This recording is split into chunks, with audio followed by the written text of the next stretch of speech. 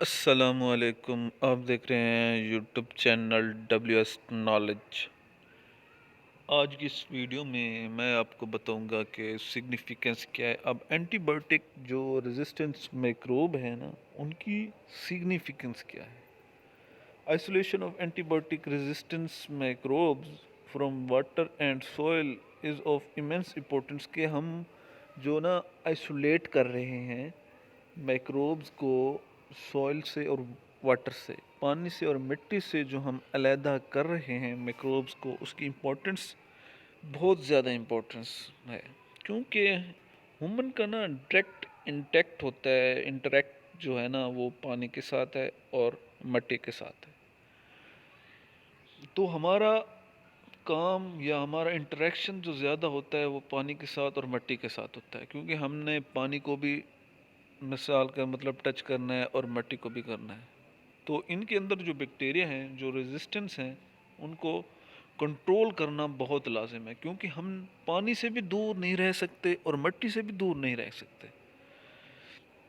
इसलिए अब जो इनके अंदर जो रेजिस्टेंस बैक्टीरिया है ना, उनको हमने कंट्रोल करना है। As presence of such bacteria can be extremely hazardous for the particular environment in which they are persistent। कि इनकी मौजूदगी जो है ना वो बहुत ज़्यादा डेंजरस है कि हमारे इन्वायरमेंट के अंदर, क्योंकि ये जो रेजिस्टेंस है ना एंटीबायोटिक्स के असर को नलीफाई कर देते हैं, ख़त्म कर देते हैं और हमें डिजीज़ काज कर देते हैं।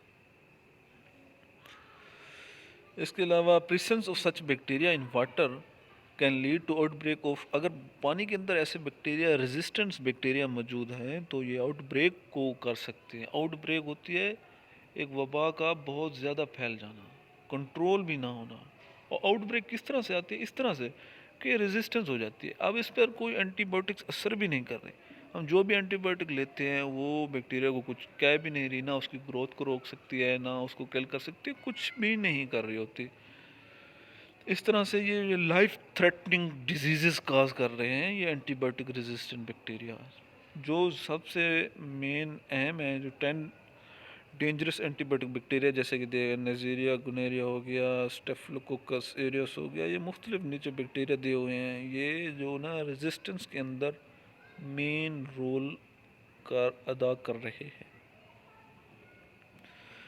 अब एंटीबायोटिक रेजिस्टेंट माइक्रोब अब एग्जांपल है causing disease to over 2 million American each year. अब एंटीबायोटिक रेजिस्टेंट जो माइक्रोब्स हैं ना, अब ये कर क्या रहे हैं? अब हमने इसकी एग्जांपल देख रहे हैं कि ये 2 मिलियन अमेरिकन को बीमार कर रहे हैं हर साल। 2 मिलियन पीपल को ये डिजीज़ काज कर रहे हैं। अगर रेजिस्टेंस ना होते ये 2 मिलियन पीपल को डिजीज़ ना होती। And reason behind is the miss use and over use of drug. अब इसकी जो रीज़न है ना वो क्या है? वो मिस यूज़ हम ड्रग का कर देते हैं कि एक दिन अगर हमने हमने हमको डॉक्टर ने प्रिस्क्रिप्शन में अगर लिख दिया कि आपने 3 दिन इस्तेमाल करनी है, हम एक दिन इस्तेमाल करते हैं, 2 दिन इस्तेमाल करते हैं, फिर उसको ख़त्म कर देते हैं। ये मिस यूज़ हो गया कि हमने प्रॉपर एंटीबायोटिक्स को इस्तेमाल नहीं किया। फिर इसके बाद over over use of drug का ओवर यूज़ कर लेते हैं। ओवर यूज़ करने से भी एंटीबायोटिक की रेजिस्टेंस बहुत ज़्यादा फैल रही है। फिर 23,000 people losing their lives each year due to this serious problem. इस मसले से ना 30,000 या इससे ज़्यादा की डेथ हो रही है एंटीबायोटिक रेजिस्टेंस की वजह से। तो एंटीबायोटिक रेजिस्टेंट माइक्रोब्स जो है ना बहुत इम्पोर्टेंट है, इनको स्टडी करना और इनको देखना और इनका हल निकालना बहुत अहम होता है, क्योंकि ये लाइफ थ्रेटनिंग डिजीज़ काज कर देते हैं, फिर इससे बचना बहुत ही मुश्किल हो जाता है। तो इस तरह की मज़ीद अच्छी वीडियो देखने के लिए हमारा यूट्यूब चैनल सब्सक्राइब करें, WS नॉलेज। शुक्रिया।